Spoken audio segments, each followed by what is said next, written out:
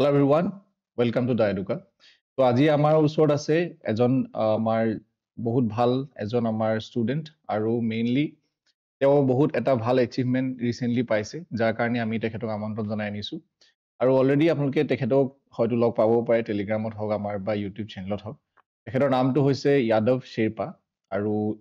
এখেতে এতিয়া মেইনলি আমি মতাৰ উদ্দেশ্যটো এইটোৱে যে তেখেতে ৰিসেন্টলি আসাম পুলিচ SIG 2025 চনত হৈ গৈছে এটো তেওঁ ক্লিয়াৰ কৰিছে ফাইনেল লিষ্টত তেখেতৰ নাম আহিছে আৰু এতিয়া আপোনালোকৰ নৱেম্বৰত এপইন্টমেন্ট হ'ব তো ওয়েলকাম যাদৱ শ্বেৰপা আৰু থ্যাংক ইউ সো মাচ আপুনি যে মোৰ কথাটো ৰাখি পেলাই আপুনি আহিলে আৰু কেনেকুৱা লাগিছে থ্যাংক ইউ মাতাৰ গান হয় হয় আপোনাৰ কেনেকুৱা লাগিছে কওকচোন বাৰু মানে আপুনি যেতিয়া ৰিজাল্টটো আপুনি পালে বা আপুনি যেতিয়া মানে অবভিয়াসলি আমি প্ৰিপাৰেচন কৰি থাকোঁতে গম নাপাওঁ যেতিয়া আপুনি ৰিজাল্টটো দেখিলে নিজৰ বা আপুনি যেতিয়া নিজৰ নামটো দেখিলে তেতিয়া আপোনাৰ কেনেকুৱা লাগিছিলে ভাল লাগিছিলে যেতিয়া ৰিজাল্টটো দিছে নাম্বাৰ এপ্লিকেশন নাম্বাৰটো টাইপ কৰি চাইছো কংগ্ৰেচুলেশ্যন বুলি আহিছে খুব ভাল লাগিছে এতিয়া ঠিক আছে বাৰু এতিয়া আপুনি মই এইটো বিষয়ে জানিব বিচাৰিছো যেহেতু আমাৰ গোটেইখিনি বস্তু মানে আপুনি কেনেকৈ পাছ কৰিলে হেতুৰ ওপৰত নিৰ্ভৰ কৰে তো মেইনলি আপুনি কওকচোন আপুনি কোনটো ব্যাকগ্ৰাউণ্ডৰ আছিলে মেইনলি আপোনাৰ এডুকেশ্যন যেটো ব্যাকগ্ৰাউণ্ড আছিলে তাৰ বিষয়ে অলপ কওক এডুকেশ্যন ব্যাকগ্ৰাউণ্ড মই বিকম পাছ ষ্টুডেণ্ট মই মাষ্টাৰ্ছটো নাই কৰা বিকমটো কৰাৰ পিছতে মই কম্পিটিটিভ লাইনত সোমাই পৰিছিলো ওকে মানে আপুনি বিকম মানে আপুনি গ্ৰেজুৱেট হোৱাৰ পিছতে আপুনি ভাবিলে যে মই মানে কম্পিটিটিভ এক্সামৰ কাৰণে প্ৰিপাৰেচন চলাম আপুনি কোন চনত গ্ৰেজুৱেচন কৰিছিলে মই 2022 চন 2022 চনত আপুনি পাছ আউট ওকে 2022 ত পাছ আউট হৈ পেলাই আপুনি লগালগ প্ৰিপাৰেচন চলাইছিলে নে অকমান সময় আমি ৱেইট কৰিলে মানে আপুনি কিমান দিনৰ পৰা প্ৰিপাৰেচনটো চলাই আছিলে মই 2023 পৰা মানে ষ্টাৰ্ট কৰিছো বুলি ক'ব পাৰি মানে ভালকৈ আপুনি 2023 পৰা ষ্টাৰ্ট কৰিছে হয় ওকে ঠিক আছে মই এতিয়া এইটো বিষয়ে জানিব বিচাৰিছো যেহেতু আপুনি আসাম পুলিচ SI টো এনেকুৱা এটা চাকৰি নহয় যে আপুনি মানে ইমান ইজি জব নহয় হেতু যদিও হেতু মানে ক্ৰেক কৰাটো ইজি নহয় আৰু জবটো প্ৰফাইলটো ইমান ইজি নহয় তো আপোনাক এনেকুৱা কি বস্তুতে মোটিভেট কৰিলে যেটো আপুনি যেটো কাৰণে আপুনি ভাবিলে যে ইয়েস মই আসাম পুলিচ SI হ'ব পাৰিম আৰু আপুনি হৈও দেখুৱালে আৰু আপুনি মোটিভেশনটো ক'ত পালে মানে আপোনাৰ ঘৰত কোনোবা এনেকুৱা আছে নে আপুনি কাৰবাক দেখিলে মানে সৰুৰ পৰা মোৰ ডিফেন্সৰ প্ৰতি অলপ মানে ভাল পোৱা এটা আছিলে মই চেন্ট্ৰেলৰ জবটো যেনেকৈ SSC CPO কাৰণেও পঢ়ি গৈছিলো এনেকৈ মোৰ অসম আৰু KSI পদটোৰ কাৰণেও মানে এটা আছিলে মানে মনত যে এইটো মোৰ মনৰ বিচৰা এটা জব টাইপৰ সেইবাবে পঢ়ি কিনাও গৈ আছিলো ওকে তো মানে আপুনি প্ৰথমতে আপুনি ভাবিছিলে যে মই মানে ডিফেন্সৰ আপুনি বেলেগ এক্সামো দিছিলে চাগৈ তেতিয়া হলে হয় বেলেগ এক্সামো দিছিলে আপুনি এটো আপোনাৰ কিমান attempt mainly Assam police SI টো আপুনি আগতে দিছিলে SI টো মোৰ প্ৰথম এটেম্প্ট ফাৰ্স্ট এটেম্প্ট ওকে আপোনাৰ এটো ফাৰ্স্ট এটেম্প্ট আৰু আপুনি বেলেগ আগতে ডিফেন্সৰ এক্সাম কি দিছিলে ডিফেন্সৰ SSC ফলৰ CSL CPO এইবিলাক দিছিলো ওকে ঠিক আছে বাৰু ঠিক আছে এতিয়া আমি আপোনাৰ প্ৰিপাৰেচন জাৰ্নিটোলৈ আহো যেহেতু আপুনি কৈছে যে আপোনাৰ এটো আপুনি ফাৰ্স্ট এটেম্প্টতে এটো ক্লিয়াৰ কৰিছে আৰু যেহেতু আপুনি 2023 চনত ষ্টাৰ্ট কৰিছে দেন আপুনি এটো ফাৰ্স্ট এটেম্প্টত আপুনি আসাম পুলিচ SI টো আপুনি ক্লিয়াৰ কৰিলে আপুনি এটো মানে এটো পৰীক্ষাৰ কথা আপুনি অবভিয়াসলি ইন্টাৰনেটতে গম পাইছে হয় ওকে কিবা আপুনি কোচিং কৰিছিলে নে আপুনি সেলফ ষ্টাডি কোচিং মই গ্ৰেজুৱেচন কৰাৰ পিছত 23ত এটা বেংকিংৰ কাৰণে এটা কোচিং কৰিছিলো ওকে বেংকিং কোচিং কৰাৰ পিছত মই ঘৰতে প্ৰিপাৰেচন কৰিলো সেলফ ষ্টাডি কৰিছিলো তাৰপিছত আপুনি ঘৰত সেলফ ষ্টাডি কৰিছিলে ঠিক আছে তাৰ পিছত আপুনি মোক আৰু এটা কথা কওক যে আপুনি যেতিয়া প্ৰিপাৰেচন চলাই আছিল আপুনি কিমান সময়কৈ ষ্টাডি কৰিছিলে সময় এনেকৈ ক'বলৈ গ'লে তো এনেকা ফিক্স টাইম নাছিলে মানে যেনে ঘৰততো মোৰ একো এনেকা কাম বন্ধ নাথাকে ৰাতিপুৱা উঠাৰ পিছত ফ্ৰেছ আপ হৈ কিনে পঢ়া কাম সেইমতে পঢ়ি কিনে গৈ আছো মানে আপোনাৰ ফুল টাইম ষ্টাডি কৰিছিলে আপুনি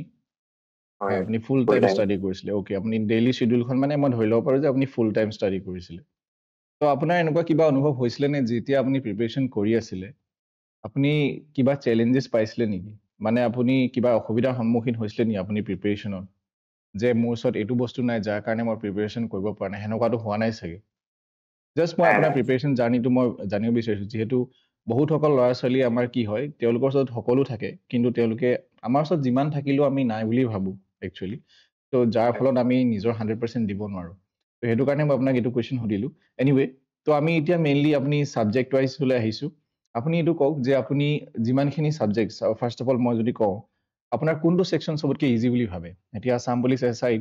আপোনালোকৰ সেকশন থাকে আসাম হিষ্ট্ৰী হৈ গ'ল ইণ্ডিয়ান হিষ্ট্ৰী হৈ গ'ল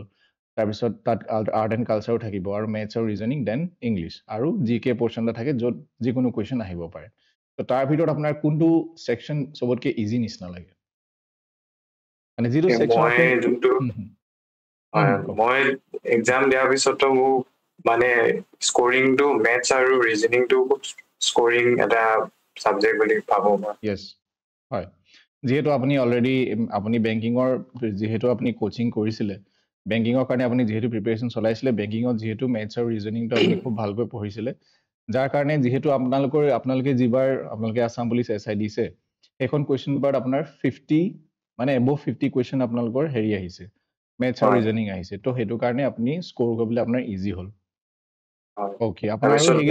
ভুল হোৱাটো চান্স নাথাকে ইমান মানে যদি কিবা এটা পঢ়িছে যেনেকৈ লখাব যেনেকৈ পঢ়িছে তাৰ যদি কনচেপ্টটো ক্লিয়াৰ আছে তো যদি কুৱেশ্যন আহে তো ভুল হোৱাৰ চান্সটো কম হয় জিকেটো যেনেকৈ প্ৰিডিক্ট কৰিব টান হৈ যায় যদি ইয়াৰ পৰা ক'ব দিব ওকে ঠিক আছে আৰু আপুনি যদি আপুনি আপোনাৰ ফালৰ পৰা ক'বলৈ যদি যায় কোনটো সেকশন আপোনাৰ কাৰণে বেছি হাৰ্ড আপুনি প্ৰিপাৰেচন টাইমত কোনটো সেকশন আপোনাৰ পঢ়ি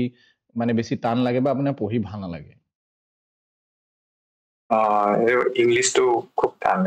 আমনি মানে অলপ বৰিং টাইপৰ থাকে ওকে যেহেতু এইটো আমাৰ লেংগুৱেজ এটা হয় সেইটো কাৰণে আপুনি কৈছে ঠিক আছে বাৰু এতিয়া আমি জি কে সেকশনলৈ আহোঁ যেহেতু জি কে সেকশনটো এনেকুৱা সেকশন মানে জি কেটো এটা ভাষ্ট সেকশন জি কে বুলি ক'লে তাত সকলো সোমাই যায় আপুনি জি কেটো কেনেকৈ প্ৰিপাৰেচন কৰিছিলে বা জি কেটো আপোনাৰ কেনেকুৱা আছিলে আপোনাৰ ষ্টাডি বস্তুটো যিটো আপোনাৰ শিডিউল বুলি আমি ক'ব লাগিব বা ষ্ট্ৰেটেজিটো জি কে পঢ়িবলৈ প্ৰথমটো জি কে গ'লে প্ৰথম চিলেবাছটো আমি চিলেবাছ টপিক ৱাইজ পঢ়াটো বেছি দৰকাৰী যিকোনো এক্সাম এটা পাছ কৰিবলৈ টপিকত যদি কিবা এটা পলিটি যেনেকৈ পঢ়িব আছে পলিটি কিতাপৰ পৰা পঢ়িছিলোঁ যদি কোনো এটা বুজি নাপাওঁ তেনেহ'লে মই বেছিভাগতো ইউটিউবৰ দ্বাৰাই পঢ়াটো পঢ়িছিলোঁ আৰু ইউটিউবৰ দ্বাৰা ওকে তাৰপিছত আপুনি বাকী মেইনলি জি কে আপুনি কিবা বুক ফ'ল' কৰিছিলে নে জি কে এনেকৈ চেন্ট্ৰেল ইণ্ডিয়ান হিষ্ট্ৰী এইবিলাকৰ কাৰণে লুচেণ্টৰ পৰা পঢ়িছিলো তাৰপিছত আছাম জি কে বিলাক আমাৰ আছামীৰ বুক তাৰপিছত আছামীৰ বুক আছাম জি কে বুলি কিতাপ এটা আছিলে তাৰ পৰা ফ'ল' কৰিছিলো আপুনি আছাম পাৰ্টটো মানে তেনেকে আছাম ইয়েৰবুকৰ পৰা পঢ়িছিলে আছাম জি কেৰ পৰা পঢ়িছিলে তাৰপিছত যিটো আপুনি লগতে PDF বহুত আছিলে মোৰ লগত PDF এনে কম্পিটিটিভ এক্সামত সোমাই পৰিলে PDF বিলাক ধেৰ ভৰ্তি হৈয়ে থাকে তো PDF দ্বাৰা বহুত পঢ়া হৈছে PDFৰ পৰা পঢ়িছিলে আপুনি আপোনাৰ মনত আছে নি কিবা মানে আপুনি PDF খিনি আপুনি কোচিঙৰ টাইমত লৈছিলে নহয় এনেকা নহয় এনেকা মানে লগৰ বিলাক ধেৰ আছিলে গ্ৰুপত শ্বেয়াৰ কৰা হৈ যায় MCQ টাইপৰ ওকে আজিকালি ইনো আপোনাৰ টেলিগ্ৰাম চেনেল বিলাকতো বহুত পাই যায় টেলিগ্ৰামৰ পৰা বহুত ওকে ঠিক আছে তো ৰিজনিং আৰু মেথছটো আপুনি চাগে একো কিতাপৰ পৰা পঢ়া নাই আপুনি যিহেতু কোচিং কৰিছিলে কোচিং মানে ৰিজনিং মেথছৰ কাৰণে টোটেলি মই ইউটিউবত চব আহিয়ে পৰে চাৰ্চ কৰাৰ লগে লগে তো মেথছ আৰু ৰিজনিং কাৰণে মই নাভাবো যে কোনো এটা টিচাৰে মানে ভালকে বহুত কোচিং কৰিব লাগে গোটেইটো ইউটিউবতে পায়ে যায় মেথছ আৰু ৰিজনিং কাৰণে তো আপুনি কমপ্লিটলি মেথছ আৰু ৰিজনিং ইউটিউবৰ পৰাই পঢ়িছিলে বাকী প্ৰেক্টিচ আপুনি ইউটিউবৰ পৰাই কৰিছিলে নে আপোনাৰ কিবা বুক ফ'ল' কৰিছিলে নাই ইউটিউবৰ পৰাই প্ৰেক্টিচ কৰিছিলে ওকে ঠিক আছে তাৰপিছত আমি এতিয়া আহিছোঁ যিহেতু আপুনি ইংলিছটো বেয়া পাওঁ বুলি ক'লে তথাপি আপুনি ইংলিছটো আপুনি প্ৰিপাৰেশ্যন কৰিছিলে নে কিবা স্পেচিফিক কিবা আপুনি কিতাপ কৰিছিলোঁ কৰাটো গ্ৰামাৰ যথেষ্ট পঢ়িছিলোঁ কিন্তু আমাৰ টাইমত অকল কম্প্ৰিহেনশ্যনে আহিলে অকল পেছেজ মানে আহিলে তো ইমান গ্ৰামাৰ পঢ়াটো ইমান লাভদায়ক নহ'লে ওকে তথাপি আপুনি মানে কিবা কিতাপ পঢ়িছিলে নে মনত আছেনে আপোনাৰ কিবা কিতাপ যদি পঢ়িছিলে কিতাপ ক্লাছ 10ৰ কিতাপ গ্ৰামাৰ কাৰণে সেই কিতাপো আছিলে মোৰ তাৰ পৰাও ফ'ল' কৰিছোঁ ওকে তো তাৰপিছত আপুনি এনেকুৱা কিবা স্পেচিফিক বস্তু আছেনে যিহেতু আমি চিলেবাছখন অলমষ্ট আপুনি গম পালেই মেইনলি আপুনি যিখন বুক ফ'ল' কৰিছিলে মেইনলি লিমিটেড আপোনাৰ চ'ৰ্চ বুলি মই ক'ব পাৰোঁ মানে আপোনাৰ ধৰি লওক আপুনি লুচেন ফ'ল' কৰিছিলে আৰু আছামৰ কাৰণে আছাম ইয়েৰ বুক আৰু আছাম জিকে আছাম ইয়েৰ বুক তাৰপিছত চাইলেণ্ট বৈষ্ণৱ ছাৰৰ কিতাপখনো আছে চাইলেণ্ট বৈষ্ণৱ ছাৰ কিতাপখন অ'কে তাৰপিছত আপুনি ইউটিউবৰ পৰা আপুনি চাইছিলে জিকেটো আপুনি ইউটিউবৰ পৰা পঢ়িছিলে চাগৈ জিকে ইউটিউবৰ পঢ়িছিলো মানে এক্সাম পাছ কৰিবলৈ বেছিভাগ চিলেবাছ দ্বাৰা টপিক ৱাইজ পঢ়াটো বেছি দৰকাৰ টপিক ৱাইজ যদি চিলেবাছটো কমপ্লিট কৰা যায় তাৰপিছত জিকেটো এনেও গোটেই পঢ়ি কিনা কমপ্লিট কৰাটোতো খুব টান বস্তু এটা নহয় সেইটো জিকে বুলি ক'লে হয় কওক সেইবাবে চিলেবাছৰ যোনটো আৰু previous year book previous year যোনটো কুৱেশ্যন পেপাৰ সেইবোৰ চল্ভ কৰি কিনি মানে ধাৰণা এটা আহিব পাৰে যে জিকে ইয়াৰ লগতে লিমিটেড হৈ আছে তো ইয়াৰ লগে পঢ়িলে চাগে মানে যথেষ্ট হ'ব এনেকুৱা টাইপ হয় হয় মানে আপুনি গম পাব লাগিব যিহেতু আপুনি এইটো গম পালে যে কিমানখিনি পঢ়িলে মোৰ হৈ যাব কিমানখিনি পঢ়িলে আপোনাৰ এক্সামটো ক্লিয়াৰ হৈ যাব সেইটো এটা বাইট পইণ্ট বুলি আমি ক'ব পাৰোঁ যে এটা পইণ্টলৈকে আপুনি য়েছ মই এইটোত মই ফুলফিল হৈ যাম এইটোত মই ক্লিয়াৰ হৈ যাব সেই বস্তুটো আপোনাৰ নিজৰ আণ্ডাৰষ্টেণ্ডিংটো আহি গৈছিলে মানে অবভিয়াছলি আপুনি কৰি থাকোঁতে ইমান আহি পৰে আৰু ধাৰণাটো যে ইয়াৰলৈকে পঢ়িলে যথেষ্ট পৰিমাণে হ'ব অ'কে যিহেতু মানে যিখিনি জিকে বুলি ক'লে গোটেইখিনি আমি পঢ়ি পেলাই কেতিয়াও শেষ কৰিব নোৱাৰোঁ সেইটো আৰু গোটেই এখন বহুত ভাষ্ট এখন চিলেবাছ হৈ যায় তাৰপিছত আৰু এটা কুৱেশ্যন মই বহুত শুনিবলৈ পাই থাকোঁ সেইটো হৈছে কাৰেণ্ট এফেয়াৰ্ছ আপুনি কাৰেণ্ট এফেয়াৰ্ছৰ কাৰণে কিবা পঢ়িছিলেনে কিবা এনি স্পেচিফিক কাৰেণ্ট এফেয়াৰ মই উইকলি বেছি চাইছিলোঁ উইকলি ইউটিউবত যোনটো উইকলি 1 ঘণ্টা বা 1.5 ঘণ্টা মানৰ উইকলি দিয়া থাকে তাৰ পৰা খুব ফ'ল' কৰিছিলোঁ কাৰেণ্ট এফেয়াৰ আপুনি এতিয়া যিটো এক্সাম দিলে এতিয়া কাৰেণ্ট এফেয়াৰ্ছটো পঢ়ি পেলাই আপোনাৰ কিবা লাভ হ'লনে বাৰু কাৰেণ্ট এফেয়াৰ পৰা আহিছে 2টা 3টা 4টা এনেকুৱাকৈ কুৱেশ্যনটো আহিছে যোনটো আমাৰ অলিম্পিকৰ পৰা আহিছিলে অলিম্পিকৰ পৰা আহিছে তাৰপিছত কিবা গেম টাইপৰ আৰু 2টামান কুৱেশ্যন আহিছিলে আমাৰ অ'কে তাৰপিছত আপুনি যেতিয়া প্ৰিপেৰেশ্যনটো চলাইছিলে মই এতিয়া অলপ আপোনাৰ নোট মেকিং হৈ গ'ল বা ৰিভিজন হৈ গ'ল বা PYQ ছেকশ্যনটোলৈ মই গৈছোঁ যে আপুনি প্ৰথমে আপুনি এইটো কওক যে আপুনি প্ৰিভিয়াছ ইয়েৰ কুৱেশ্যন কিবা চাইছিলেনে বা মানে অকল এইটো এক্সামৰ কাৰণে বুলিও নহয় যিহেতু আপুনি চাইমলটেনিয়াছলি বেলেগ এক্সামৰ কাৰণেও প্ৰিপেৰেশ্যন চলাইছিলে আৰু অবভিয়াছলি আপুনি যেতিয়া বেলেগ এক্সামৰ কাৰণে প্ৰিপেৰেশ্যন চলাইছে তো সেইখিনিও আপোনাক এইটোত হেল্প কৰিছে তো আপুনি প্ৰিভিয়াছ ইয়েৰ কুৱেশ্যন কিবা চাইছিলেনে এনে আপুনি হয় মই যোৱাবাৰৰ ADRE কুৱেশ্যন পেপাৰ লগতে SI এক্সাম কুৱেশ্যন পেপাৰটো চল্ভ কৰিছিলে অ'কে আপোনাৰ লাগেনে যে প্ৰিভিয়াছ ইয়েৰ কুৱেশ্যন পেপাৰ আপুনি চল্ভ কৰিলে সেইটো আপুনি কিবা হেল্প পালে বুলি ডেফিনেটলি এক্সাম পেপাৰ চল্ভ কৰিলে ধাৰণাটোৱে question previous year question solve কৰাৰ পিছতে ধৰিব পাৰি যে কোনকেইটা পঢ়াটো হৈছিলে লগতে মোৰ লগত PDF এটাও আছিলে PDFত অসমৰ যিমান কম্পিটিটিভ এক্সামৰ গোটেই মানে প্ৰিভিয়াছ ইয়েৰ কুৱেশ্যনবোৰ দিয়া আছিলে ইয়েৰ ৱাইজ দিয়া আছিলে অ'কে ঠিক আছে আৰু এতিয়া আমি আহিছোঁ আপোনাৰ নোট মেকিং ষ্ট্ৰেটেজিৰ কথা কওকচোন আপুনি কিবা নোটছ বনাইছিলে নে আপুনি যি কিতাপত আছে বা ক'ৰবাত হাইলাইট কৰি বা PDFৰ পৰা ডাইৰেক্ট পঢ়িছিলে নোটছ মই নোটছ বনাই পঢ়ি ভাল পাওঁ মানে তো মোৰ লগত কিতাপ পঢ়ি মানে গোটেই নোটছেৰে ভৰি পৰিছে অ'কে তো আপুনি মানে প্ৰত্যেকটো ছাবজেক্টৰে আপুনি নোটছ বনাইছিলে নে মেথছ ৰিজনিং বা কাৰেণ্ট এফেয়াৰ্ছ প্ৰত্যেকটো ছাবজেক্টৰে নোটছ ৱাইজ পঢ়ি গৈছিলোঁ চবৰে নোট বনাইছিলে আপুনি হয় অ'কে ঠিক আছে বাৰু এতিয়া যেতিয়া আপুনি ৰিভিজনৰ আপুনি নোটছ বনালে তাৰপিছত আপুনি প্ৰিপেৰেশ্যন কৰিলে আপুনি চিলেবাছখন কমপ্লিট নহ'লেও মানে আপুনি যিটো আপুনি ক'লে যে এক্সামটো প্ৰিপেৰেশ্যন কাৰণে যিমানখিনি দৰকাৰ সিমানখিনি মই পঢ়িলোঁ তেতিয়া এক্সামৰ ওচৰত আপুনি ৰিভিজন কৰিছিলে নে কেইবাৰ ৰিভিজন কৰিছিলে যদি কৰিছিলে ৰিভিজন এক্সামৰ 20 দিন বা এমাহ আগৰ পৰাই মই মানে যিমান পঢ়িলোঁ সিমানতে শেষ কৰি মেলি ৰিভিজন ষ্টাৰ্ট কৰিছোঁ সেইটো ৰিভিজনটো মেইন বহুত দৰকাৰী এক্সামৰ কাৰণে তো ৰিভিজনটো মই বেছি গুৰুত্ব দিওঁ 20 দিন বা এমাহৰ আগৰ পৰা মানে আপুনি গোটেইটা ছাবজেক্টৰ আপুনি নিজৰ হেণ্ড ৰিটেন নোটছৰ পৰাই আপুনি ৰিভিজন কৰি গৈছিলে তাৰপিছত হয় ঠিক আছে আৰু এতিয়া আমি বহুতে কৈ থাকে এতিয়া মক টেষ্ট চবকে মক টেষ্ট লাগে এক্সামটো তেওঁলোকৰ মেইনলি পঢ়ি নহয় মানে যিখন এটা টপিকো তেওঁলোকে নপঢ়ে কিন্তু মক টেষ্ট লাগে এতিয়া আপুনি কওক যে আপুনি মক টেষ্ট কিমানটা দিছিলে মক টেষ্টটো মই এনেকৈ মক টেষ্টটো দিয়া নাই, কিন্তু প্ৰিভিয়াছ ইয়াৰ কুৱেশ্যন ছল্ভ কৰোঁতে মানে হৈ গৈছিল আৰু মক টেষ্ট এনেকৈ এক্সট্ৰাকে দিব লগাটো হোৱা নাছিলে। যিহেতু আপুনি এতিয়া মক টেষ্ট ইমান পাবলৈও নাই, আৰু আপুনি প্ৰপাৰ মক টেষ্ট বুলি ক'ব গ'লে মানে ভেলিউ ফৰ কি বুলি ক'ব লাগিব, টাইম এণ্ড মানি, সেই বস্তুটো পাবলৈ নাই মক টেষ্টত। চ' সেইটো কাৰণে, আৰু মেইনলি এনেকুৱা এক্সামত আপুনি যিটো কৈছে সেইটোৱেই, মক টেষ্ট ইমান গুৰুত্ব দি লাভ নাই। এনিৱে, কিন্তু মক টেষ্ট দিলেও এনেকুৱাও নহয় যে মক টেষ্ট দিলে একো লাভ নহ'ব বুলি। অ'কে, তাৰপিছত আপুনি এটা কথা কওক মোক, যে যিহেতু বৰ্তমান মানে আপুনি যেতিয়া এক্সামটো দিলে, এক্সামটো দিয়াৰ আগত যিহেতু মানে এক্সাম এটা হ'ব, আৰু আপুনি চিৰিয়াছলি যেতিয়া কোনোবা এটা এক্সামৰ কাৰণে প্ৰিপেৰেশ্যন কৰি থাকে, তেতিয়া আপোনাৰ বহুত ভয় লাগে, বা আপোনাৰ কিবা বেলেগ ফিল হ'ব পাৰে যে মই ফেইল কৰিম নেকি। সেইটো টাইমত আপোনাৰ মাইণ্ডছেট কেনেকুৱা আছিলে, বা সেইটো টাইমত আপুনি নিজৰ টাইমটো কেনেকৈ মেনেজমেণ্ট কৰিছিলে, সেইটো মোক এবাৰ কওক।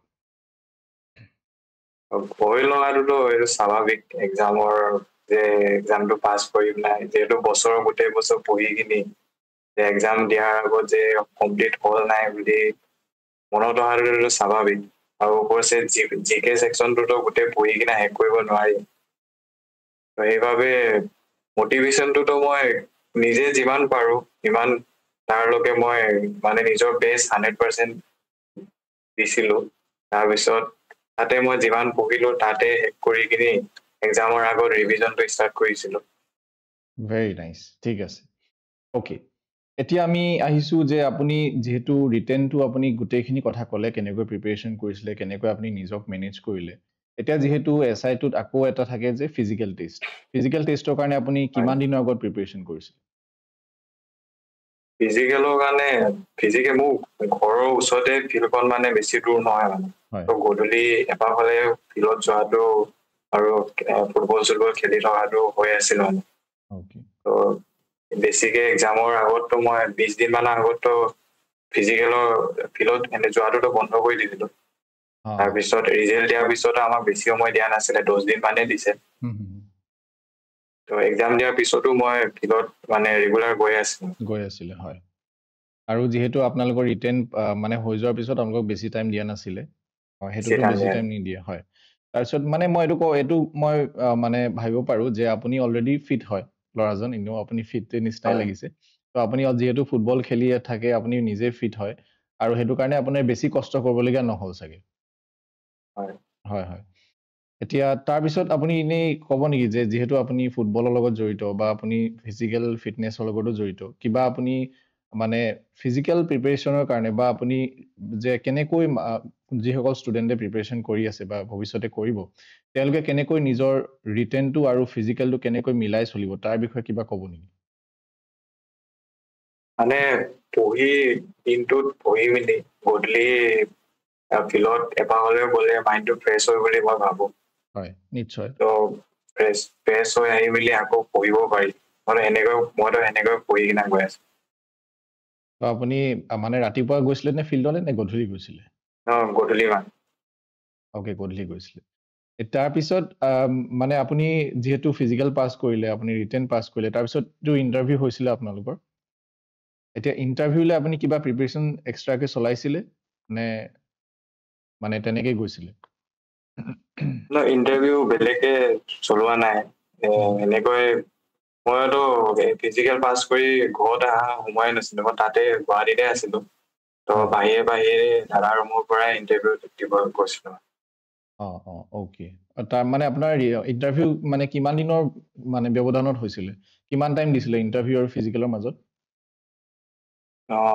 10 দিন মানে দিছিলে চাগে, এতিয়াও ইমান মনতো নাই। হয় হয়। মানে আপুনি ইণ্টাৰভিউৰ কাৰণে বেলেগকৈ একো প্ৰিপেৰেশ্যন কৰা নাই? নাই কৰা।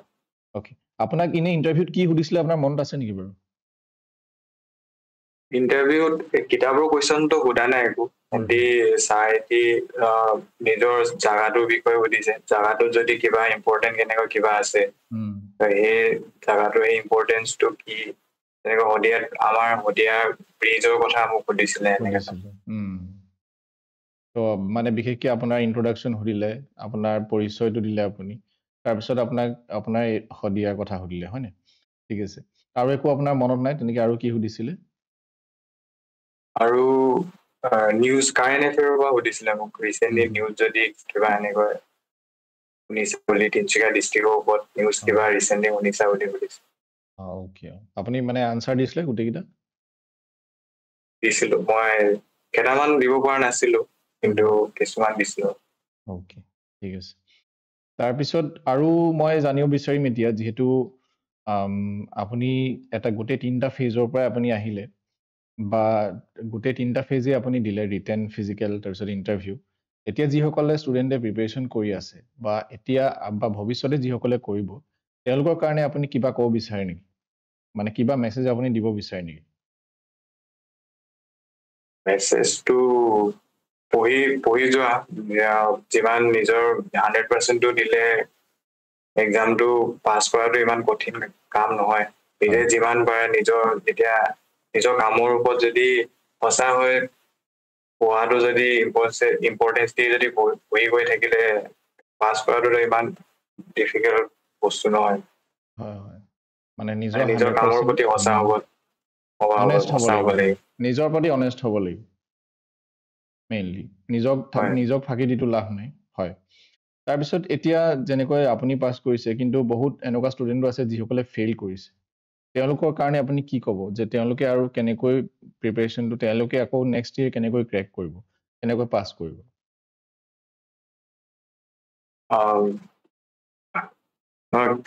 প্ৰত্যেক এটেমতে কিছুমান ফেইলৰটো কিছুমান লাৰ্ণ থাকে সেই ফেইলৰৰ পৰা যদি শিকি গৈ মই যেনেকৈ এবাৰ এক্সাম দিওঁতে পাছ নহ'লো মই কি ভুল কৰিলো